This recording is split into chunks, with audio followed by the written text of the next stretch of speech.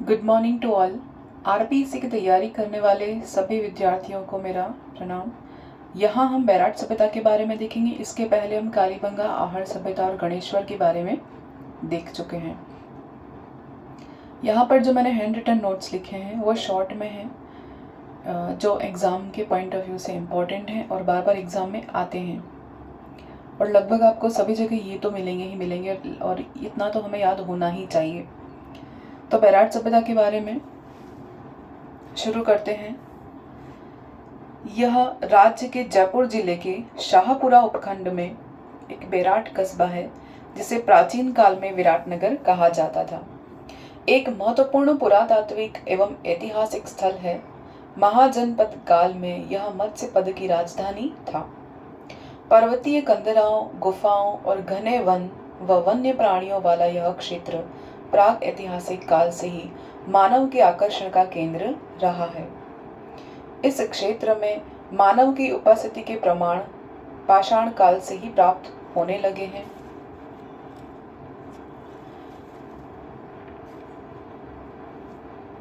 जो कि पुरापाषाण कालीन मानव के यहाँ उपस्थिति के होने के प्रमाण मिले हैं। मध्य पाषाण युगीन मानव संस्कृति के अवशेष भी बैराट सभ्यता के आसपास मिले हैं। इस काल में यहाँ के मानव ने मृत पात्रों का निर्माण करना सीख लिया था, जो कम पके होते थे, रेत से बने होते थे और बेडोल थे, जिन्हें पाषाणकालीन मानव ने चित्रांकन करना प्रारंभ कर दिया था। पाषाण उपकरणों पर प्राप्त इन पर कलात्मक रेखांकन भी मिला है। उसके बाद शैलाश्रयों, गुफाओं की दीवारों और छत पर लाल रंग से चित्रांकन किया गया है। विराटनगर की पहाड़ियों जैसे गणेश डोंगरी, बीजक डोंगरी और भीम डोंगरी में कई शैलाश्रयों की दीवारों, छतों पर इस काल का लाल रंग और अन्य रंगों का प्रयोग हुआ है। नेक्स्ट, विराटनगर में ताम्रयुगीन आकर कलर पात्र संस्कृति के भी अवशेष प्राप्त हुए हैं। ये नया है, सुनना। विराटनगर में ताम्रयुगीन आकर कलर पात्र संस्कृति के अवशेष भी प्राप्त हुए हैं। इन मृत पात्रों को ठीक से पकाया नहीं गया था, जिन्हें हाथ लगाने पर वो टूट जाते थे और इन पर उकेरण विधि से अलंकरण किया जाता था। आकर कलर पात्र संस्कृति के बाद इस क्षेत्र में ब्लैक एंड रेड यानी काले और लाल मृत पात्र संस्कृति के अवशेष पाए गए हैं। लेकिन यह जो काले और लाल थे वो आहड़ से थोड़े भिन्न थे। आहड़ सभ्यता के जो काले और लाल मृत पात्र थे, उन पर काले भाग पर सफेद रंग से चित्रकारी की जाती थी, लेकिन विराटनगर या बैराट के जो मृत पात्र मिले हैं काले और लाल, उन पर कोई चित्रकारी नहीं मिली है। ये मृत पात्र काले और लाल रंग के हैं, जिनका ऊपरी हिस्सा काला है और निचला हिस्सा लाल है। इनका काला रंग उल्टी तपाई विधि से पकाने के कारण उत्पन्न हुआ है और इन पात्रों को चाक पर पकाया जाता था, जो बनावट की दृष्टि से साफ सुथरे हैं, पतले हैं और अच्छी तरह पकाए हुए हैं। काले और लाल मृत पात्र संस्कृति के बाद इस क्षेत्र में स्लेटी रंग के चित्रित मृत पात्र मिले हैं, जिन्हें हम PGW कह सकते हैं, पेंटेड ग्रे वेयर। इस स्लेटी रंग के चित्र वाले पात्र वाली संस्कृति के पुरावशेष प्राप्त हुए हैं। ये पात्र स्लेटी रंग के हैं, ग्रे रंग के हैं और इन पर काले और भूरे रंग में चित्रांकन किया गया है। ये पात्र पतले और हल्के हैं और इन पर किए गए चित्रांकन में विभिन्न ज्यामिति, आकृति और आड़ी तिरछी रेखाओं और स्वस्तिक का अंकन दिखा है। इसके अलावा बैराट सभ्यता के लोग लौह धातु से परिचित थे। बैराट में लौह अवशेष इस स्थिति तक प्राप्त हुए हैं कि ये लोग स्थानीय स्तर पर ही इनका निष्कर्षण करते होंगे और उन्हीं धातु से ये विभिन्न प्रकार के उपकरण बनाते थे, जो कि घर में उपयोग किए जाने वाले उपकरण थे, जैसे चाकू, कुल्हाड़ी, चिमटा, कील आदि। इनमें उत्खनन में प्राप्त लोहे के तीर और भाले सर्वाधिक महत्वपूर्ण हैं। ये इंपॉर्टेंट लाइन है। इस प्राचीन सांस्कृतिक स्थलों के आसपास प्रचुर मात्रा में लोह के खनिज भंडार यहाँ पर मिले हैं। विराटनगर और अन्य लोहयुगीन सभ्यताओं में पेंटेड ग्रे मृत्पात्र यानी PGW संस्कृति के बाद के काल में उत्तर भारत की मौर्यकालीन सभ्यता के अवशेष मिले हैं, जिनमें मुख्य रूप से उत्तरी भारत के काली पॉलिश युक्त मृत्पात्र मिले हैं। मौर्यकालीन प्रस्तर प्रतिमाओं पर भी एक विशेष प्रकार की पॉलिश की जाती थी। इस प्रकार के मृत्पात्रों के अवशेष बौद्ध धर्म से संबंधित स्थलों पर अधिक प्राप्त हुए हैं।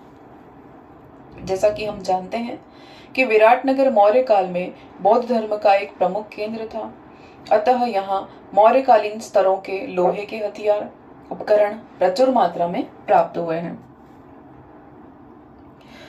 इसी के साथ विराटनगर से अशोककालीन ब्राह्मी लिपि का अक्षर युक्त ईंटें भी प्राप्त हुई है। ये लाइन भी इंपॉर्टेंट है। अब हम देखते हैं प्राचीन मत्स्य जनपद की राजधानी जो कि विराटनगर है, उसमें बीचक की पहाड़ी, भीमजी की डोंगरी, महादेव जी की डोंगरी आदि स्थानों पर उत्खनन प्रथम बार किया गया। किसके द्वारा? दयाराम साहनी के द्वारा 1936 से 37 में। उसके बाद 1962-63 में पुरातत्वविद नीलरत्न बनर्जी तथा कैलाशनाथ दीक्षित द्वारा किया गया। खुदाई करने पर मौर्यकालीन और उसके पूर्व की सभ्यताओं के अवशेष हमें मिले हैं। यहाँ सूती कपड़ों में बंधी मुद्राएं और पंचमार्क सिक्के मिले हैं।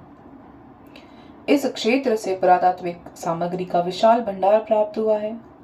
1999 में बीचक की पहाड़ी से अशोककालीन गौल बौद्ध मंदिर और बौद्ध स्तूप एवं बौद्ध मठ के अवशेष हमें मिले हैं, जो हीनयान संप्रदाय से संबंधित है। ये क्वेश्चन आ सकता है, इंपॉर्टेंट है। बीचक की डोंगरी पर 2 प्लेटफॉर्म मिले हैं या चबूतरे हम कहते हैं उन्हें। उत्खनन में निचले प्लेटफॉर्म पर बौद्ध स्तूप के अवशेष मिले हैं। यह गोलाकार स्तूप स्तंभों पर आधारित चुनार के पत्थरों से निर्मित है। इसके पूर्व दिशा में 6 फीट चौड़ा द्वार, स्तूप के चारों ओर 7 फुट चौड़ा गोलाकार परिक्रमा पथ मिला है। ध्यान रखिए, यहाँ एक एक लाइन बहुत इंपॉर्टेंट है।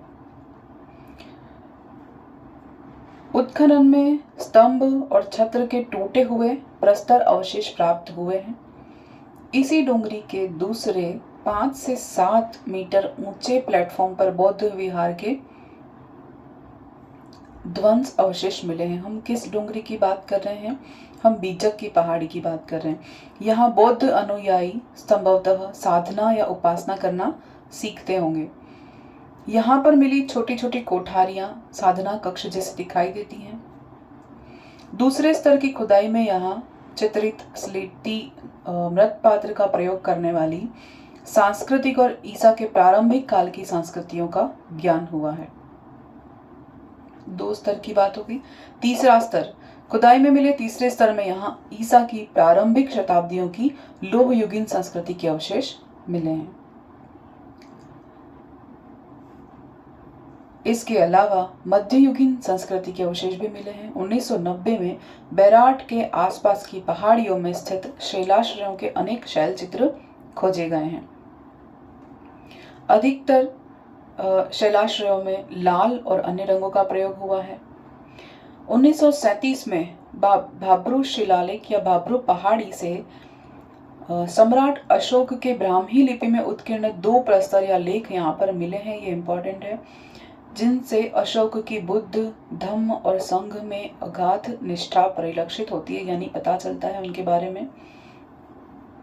चीन का प्रसिद्ध यात्री हेनसांग सन 634 के लगभग अपनी यात्रा के दौरान यहाँ आया था और उसने यहाँ बौद्ध मठों की संख्या 8 लिखी थी। ये ध्यान रखना है। इस प्रकार बैराट के उत्खनन से प्रमाणित होता है कि यह मौर्य काल में बौद्ध धर्म अनुयायियों के लिए एक महत्वपूर्ण केंद्र के रूप में प्रतिष्ठित था। और स्वयं मौर्य सम्राट अशोक इस क्षेत्र से विशेष लगाव रखता था, लेकिन कुछ काल के बाद इसे ध्वंस कर दिया गया। यहाँ से अशोक स्तंभ और बौद्ध स्तूप के छत्र आदि के हजारों की संख्या में टुकड़े प्राप्त होना यहाँ की गई विनाश लीला को अभिव्यक्त करते हैं। मतलब कि यहाँ इन टुकड़ों से पता चलता है कि इसको ध्वस्त कर दिया गया था। देखते हैं कि दयाराम साहनी के अनुसार हूण शासक जो थे मिहिर कुल था, उसने बेराट को ध्वंस किया। दयाराम साहनी के अनुसार हूण शासक मिहिर कुल ने 6ठी शताब्दी ईस्वी के प्रारंभिक काल में पश्चिमोत्तर भारतीय क्षेत्र में 15 वर्षों तक शासन किया। और प्रसिद्ध चीनी यात्री वेनसांग के अनुसार मिहिर कुल ने पश्चिमोत्तर भारत में 1600 स्तूपों और बौद्ध विहारों को ध्वस्त किया तथा 9 कोटि बौद्ध उपासकों का वध किया। संभवतः इस विनाश काल में ही धर्म अनुयायी ने कूट लिपि या गुप्त लिपि का इन पहाड़ियों के शिलालेखों में प्रयोग किया है। गुप्तकालीन ब्राह्मी लिपि को अत्यधिक अलंकृत करके लिखा जाना यह कूट लिपि, गुप्त लिपि या शंख लिपि मानी गई है। इनमें लाल रंग द्वारा 200 से अधिक शिलालेखों की विभिन्न सतहों पर इनका अंकन हुआ है। इन शिलाशयों की भीतरी दीवार और छतों पर अपेक्षाकृत जो लेखन है वो सुरक्षित है और इन पर बौद्ध प्रतीकों का अंकन भी दिखाई देता है। इस कस्बे का विराटनगर नाम से उल्लेख महाभारत में भी हुआ है और कई बार हुआ है। मत्स्य जनपद के राजा विराट ने यहाँ पांडवों को अज्ञातवास के अंतिम दिनों में व्यतीत किया गया। मत्स्य जनपद के राजा विराट के यहाँ पांडवों ने अपना अज्ञातवास बिताया, इसका भी उल्लेख मिलता है।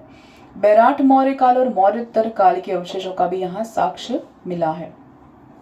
कहा जाता है कि मुगल सम्राट अकबर अजमेर की यात्रा के दौरान यहाँ विश्राम करता था रात्रि में। तो ये क्वेश्चन भी बन चुका है, इंपॉर्टेंट है। बैराट उत्खनन से अलग अलग आकार की ईंटें प्राप्त हुई हैं, जिनसे मंदिर, स्तूप, मठों का निर्माण किया गया है। इसके अलावा उत्खनित कमरों से 36 चांदी की मुद्राएं मिली हैं, ये एग्जाम में आता है। और इनमें 8 पंचमार्क मिले हैं, यहाँ पर लिखा भी है 8 पंचमार्क हैं और 36 चांदी की मुद्राएं मिली हैं। शेष 28 मुद्राएं कैसी हैं? यूनानी और भारतीय यूनानों की प्राप्त हुई है, यानी इंडो ग्रीक शैली भी कह सकते हैं इन्हें, इंडो ग्रीक शैली में प्राप्त हुई है। जिस कपड़े में मुद्रा बंधी हुई है यह कपड़ा हाथ से बुना हुआ था या रुई था। इसे ज्ञात होता है कि यहाँ के निवासी वस्त्र बुनाई कला को जानते थे। और इस प्रकार दूसरा स्थल बालाथल था, जिसका उल्लेख हम आगे करेंगे। यहाँ पर इसी का सेम जो मिला है बैराट जैसा, वो कहाँ मिला है? कपड़ों के सिमिलर हम कह सकते हैं बालाथल में मिला है। इनके अलावा जो मृत पात्र हैं उनमें घड़े मिले हैं, अलंकृत घड़े मिले हैं। वो अलंकृत घड़े जिन पर क्या मिला है? स्वास्तिक का चित्र मिला है और त्रिरत्न चक्र का चिन्ह मिला है, ये इंपॉर्टेंट है। इसके बाद प्राचीन स्थल जो बैराट है जिसकी हम बात कर रहे हैं, यहाँ की ग्रेनाइट पहाड़ियों की कंदरा, बीचक की पहाड़ी, भीम जी की डुंगरी और गणेश डुंगरी में भारतीय लिपि विज्ञान को एक रहस्यमयी शंख लिपि के प्रचुर संख्या में प्रमाण उपलब्ध हुए हैं, जिन्हें पढ़ा नहीं जा सका है। उनमें सेंधव और शंख लिपि की गणना प्रमुख रूप से की गई है। अगली है बात, यहाँ सवाई राम सिंह के शासनकाल में की गई खुदाई में एक स्वर्ण मंजूषा प्राप्त हुई है, जिसमें भगवान बुद्ध के अस्थि अवशेष हैं, ये भी इंपॉर्टेंट है। सवाई राम सिंह के शासनकाल में। नेक्स्ट, भीमसेन की डोंगरी में एक गड्ढा है जिसमें पानी भरा रहता है, इसे भीमताल कहते हैं। महाबली भीम ने महारानी द्रौपदी की प्यास बुझाने के लिए इस चट्टान में लात मारकर पानी निकाला था। यहाँ पाषाण युगीन हथियारों के निर्माण का एक बड़ा कारखाना भी मिला है, जहाँ से बहुत बड़ी मात्रा में औजार और हथियार उपकरण मिले हैं। नेक्स्ट, विराटनगर के मध्य में मुगल बादशाह अकबर ने एक टकसाल खोली। इस टकसाल में अकबर, जहांगीर और शाहजहां के इस काल में तांबे के कुछ सिक्के और ढाले जाते थे। इसके अलावा मुगल गार्डन, ईदगाह और अन्य इमारतें भी बनवाई गई। इनमें से मुगल गार्डन का विशाल दरवाजा आज भी दर्शनीय है, यानी देखा जा सकता है। बैराट के दक्षिण पूर्वी कोने में बीजक की पहाड़ी विशालकार स्लेटी रंग के या प्रस्तरों से या खंडों से निर्मित है। हेनसांग द्वारा वर्णित 8 बौद्ध मठों में से 2 मठ बीजक की पहाड़ी पर थे। ये भी लाइन इंपॉर्टेंट है। यहाँ की जो बीजक पहाड़ी है उस पर सम्राट अशोक के भाब्रू शिलालेख की खोज किसने की? कैप्टन बर्ट ने की है। तो यहाँ पर बैराट से संबंधित जितने भी जानकारी है वहाँ पूरी मैंने यहाँ रखने की कोशिश की है। Thank you.